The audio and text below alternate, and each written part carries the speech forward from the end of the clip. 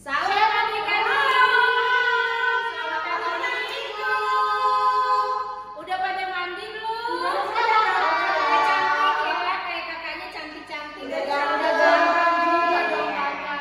Oke, kalau sudah siap beribadah, ayo adik-adik semuanya bangkit berdiri. Kita mau nyanyi setinggi-tingginya langit. Oke. Ayo Kak Tirsa.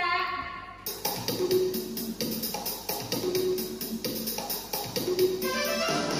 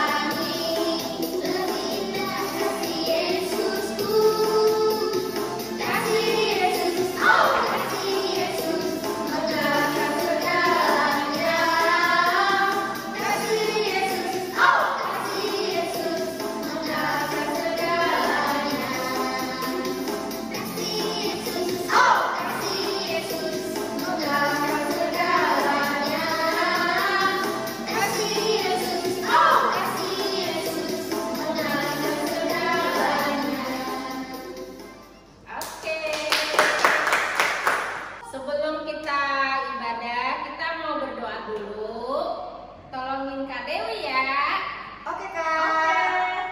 Sebelum doa, tanganku ada dua, lima jarinya, kulipat sama-sama,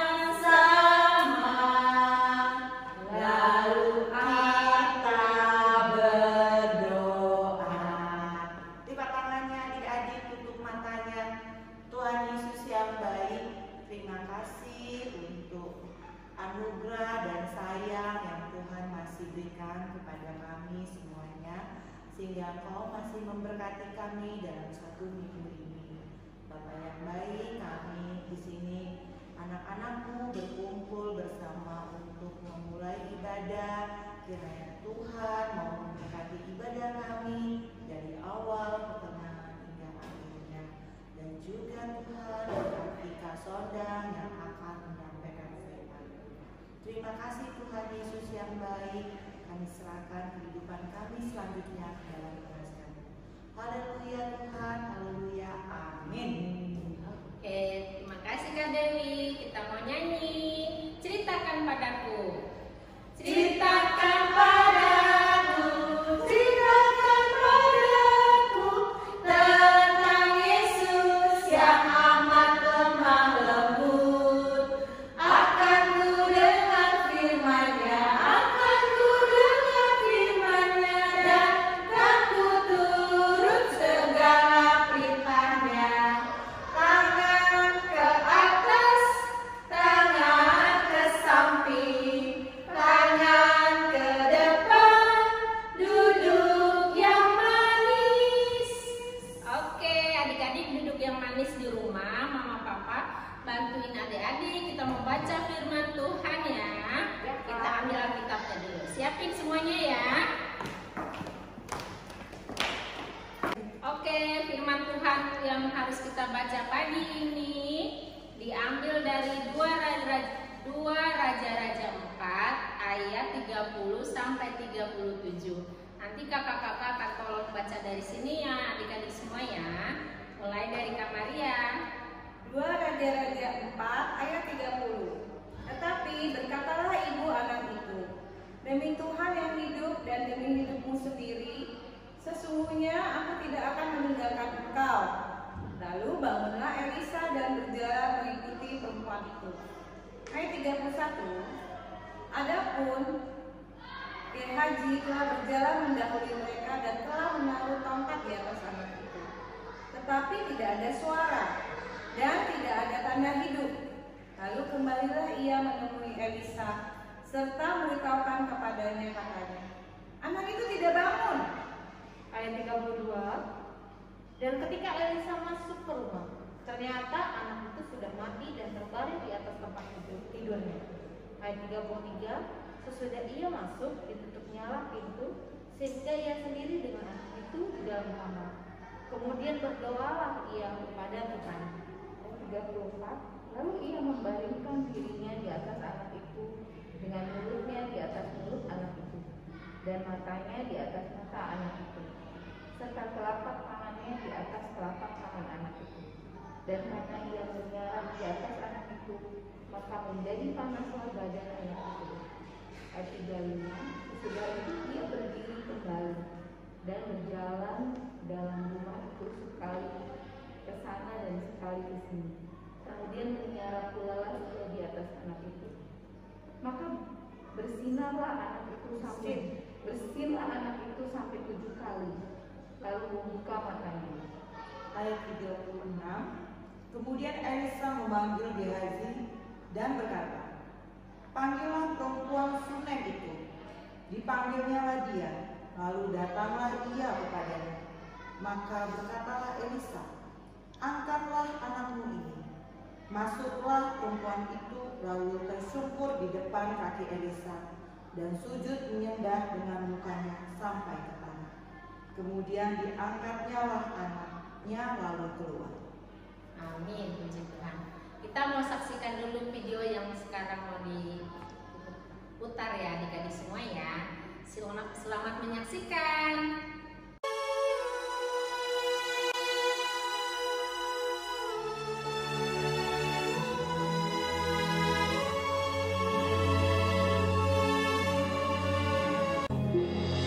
Pada suatu hari, Elisa pergi ke Sunem. Di sana tinggal seorang perempuan kaya yang mengundang dia makan. Dan seberapa kali ia dalam perjalanan, singgahlah ia ke sana untuk makan. Berkatalah perempuan itu kepada suaminya, sesungguhnya aku sudah tahu bahwa orang yang selalu datang kepada kita itu adalah abdi Allah yang kudus. Baiklah kita membuat sebuah kamar atas yang kecil, yang berdinding batu. Maka, apabila ia datang kepada kita, ia boleh masuk ke sana. Pada suatu hari, datanglah ia ke sana. Lalu masuklah ia ke kamar atas itu dan tidur di situ. Kemudian berkatalah ia kepada Gehazi, apakah yang dapat kuperbuat baginya? Jawab Gehazi, ia tidak mempunyai anak dan suaminya sudah tua. Lalu berkatalah Elisa, panggillah dia. Sesungguhnya engkau telah sangat bersusah-susah seperti ini untuk kami. Apakah yang dapat kuperbuat bagimu? Pada waktu seperti ini juga, tahun depan, engkau ini akan menggendong seorang anak laki-laki. Tetapi jawab perempuan itu, ya abdi Allah, janganlah berdusta kepada hamba-Mu ini. Mengandunglah perempuan itu, lalu melahirkan seorang anak laki-laki pada waktu seperti itu juga, pada tahun berikutnya, seperti yang dikatakan Elisa kepadanya. Setelah anak itu menjadi besar, pada suatu hari keluarlah ia mendapatkan ayahnya di antara penyabit-penyabit gandum. Tiba-tiba menjeritlah ia kepada ayahnya, aduh, kepalaku.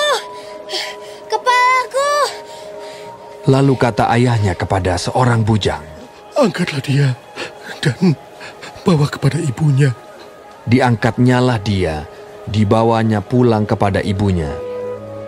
Duduklah dia di pangkuan ibunya sampai tengah hari. Lalu naiklah perempuan itu, dibaringkannyalah dia di atas tempat tidur abdi Allah itu. Ditutupnyalah pintu dan pergi, sehingga anak itu saja di dalam kamar. Dipelanainya keledai itu. Demikianlah perempuan itu berangkat dan pergi kepada abdi Allah di Gunung Karmel. Dan sesudah ia sampai ke gunung itu, lalu berkatalah perempuan itu, "Adakah kau minta seorang anak laki-laki daripada Tuhanku? Bukankah telah kukatakan, jangan aku diberi harapan kosong? Demi Tuhan yang hidup, dan demi hidupmu sendiri, sesungguhnya aku tidak akan meninggalkan engkau." Lalu bangunlah Elisa dan berjalan mengikuti perempuan itu. Dan ketika Elisa masuk ke rumah, ternyata anak itu sudah mati dan terbaring di atas tempat tidurnya. Ditutupnyalah pintu, sehingga ia sendiri dengan anak itu di dalam kamar. Kemudian berdoalah ia kepada Tuhan. Maka bersinlah anak itu sampai 7 kali, lalu membuka matanya. Maka berkatalah Elisa, "Angkatlah anakmu ini." Masuklah perempuan itu, lalu tersungkur di depan kaki Elisa, dan sujud menyembah dengan mukanya sampai ke tanah. Kemudian diangkatnyalah anaknya, lalu keluar.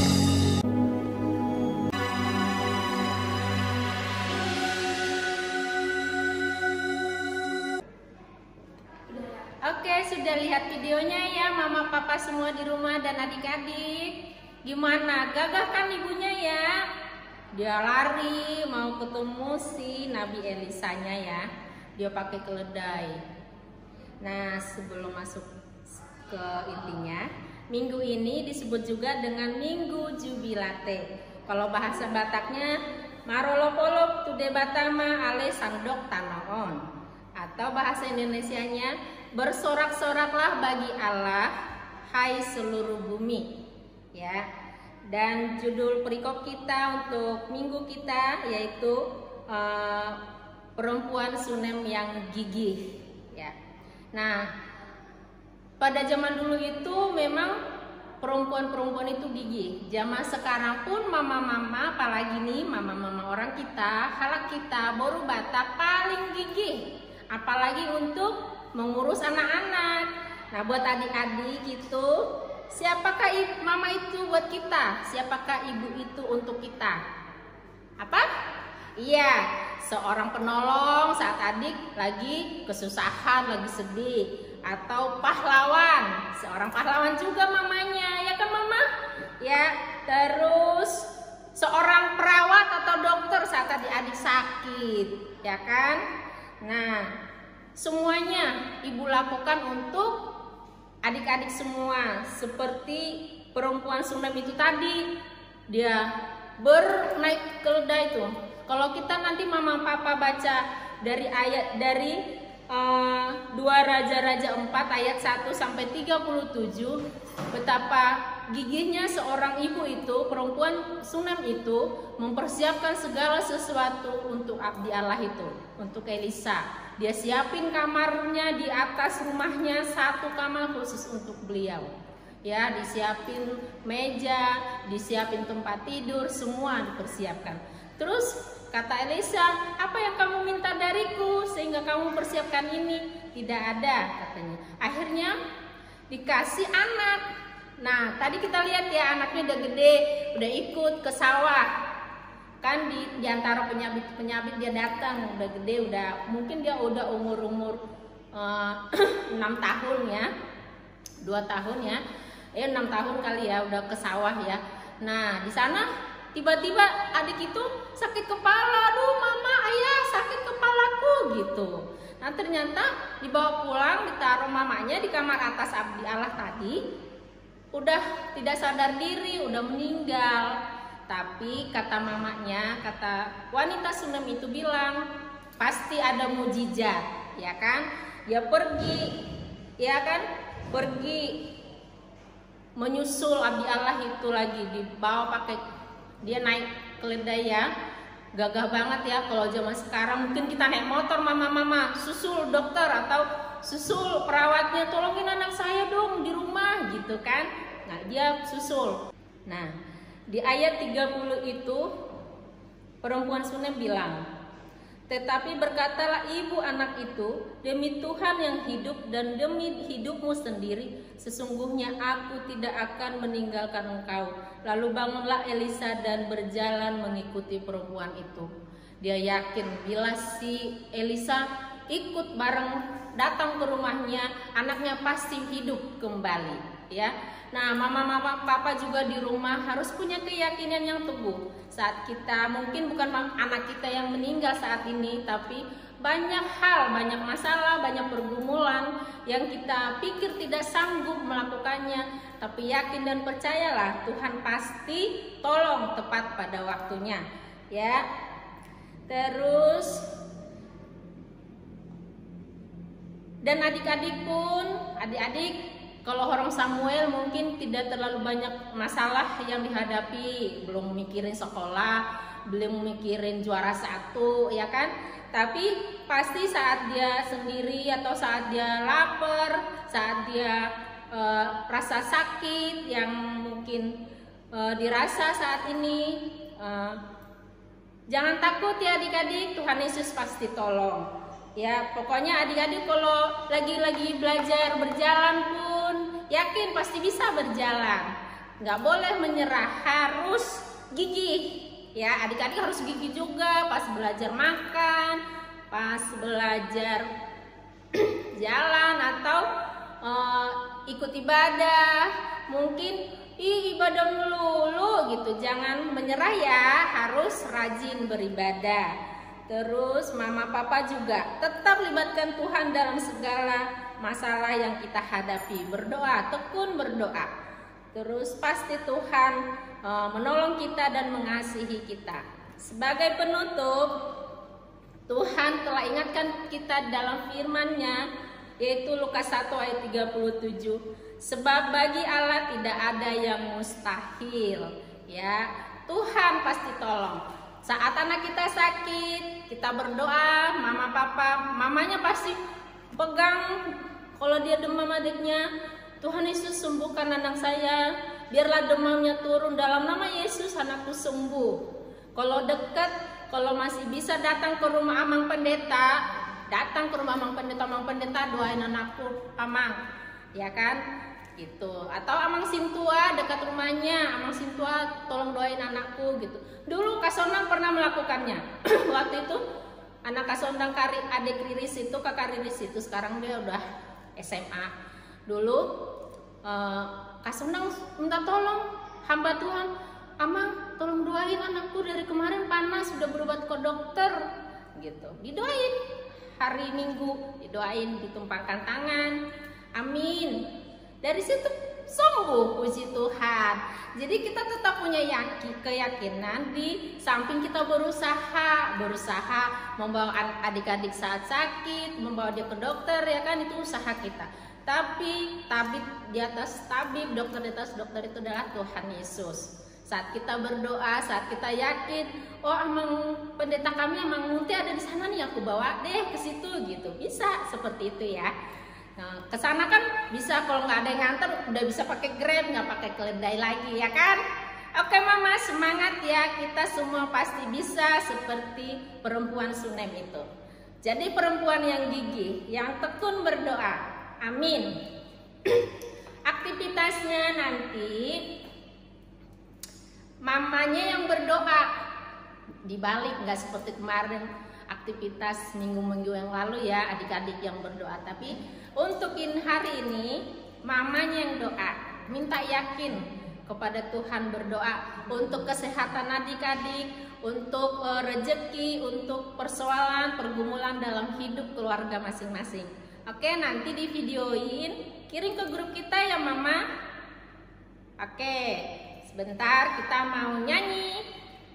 Sebelum kita tutup ibadah kita mau nyanyi, tapi sebelumnya kita memberikan persembahan. Kalau mama papa ada yang ke gereja, dititip sekalian, mama persembahan aku kasih ya ma gitu. Tapi kalau mama masih dari rumah, boleh ditransfer, ada barcode-nya ya. Ya, Terima Kak. kasih. Oke. Karena kita memberi bukan untuk diberkati, tapi karena sudah diberkati sama Tuhan. Amin. Amin. Kita mau nyanyi sebelum tutup ibadah. Yuk, Tuhan cinta semua anak. Yuk, adik-adik berdiri. hop, hop, hop, hop.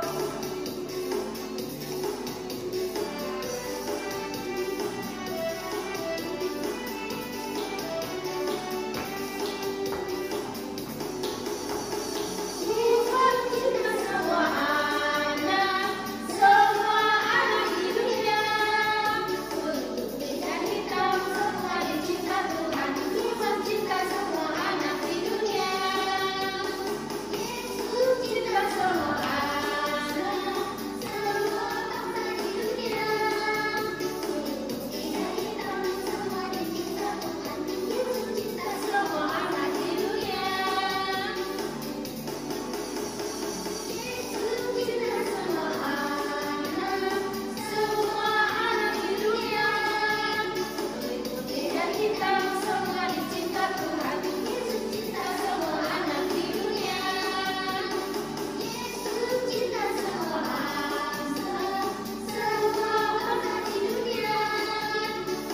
beda hitam semua dicinta Tuhan. Yesus cinta semua anak di dunia. Oke, kita mau tutup ibadah kita di doa penutup sama Kak Prita. Kalian dulu ya adik-adik. Tanganku ada dua, lima jarinya, kulipat sama-sama, lalu aku berdoa. Adik-adik kita lipat tangan, kita tutup mata, kita berdoa. Terima kasih Tuhan untuk ibadah kami pada pagi hari ini. Terima kasih untuk penyertaan Tuhan. Terima kasih Tuhan memberikan kami Ibu, Mama, dan juga Papa yang mengasihi kami Tuhan. Terima kasih untuk berkat yang Tuhan berikan. Karena Tuhan begitu baik. Terima kasih untuk kesehatan yang kami terima ya Bapak. Saat ini Tuhan, kami mau mengakhiri ibadah. Kiranya Tuhan yang menyertai firman Tuhan yang sudah kami dengar, bahwa kami terus berharap sama Tuhan. Makasih ya Bapak. Ini di dalam nama Tuhan Yesus.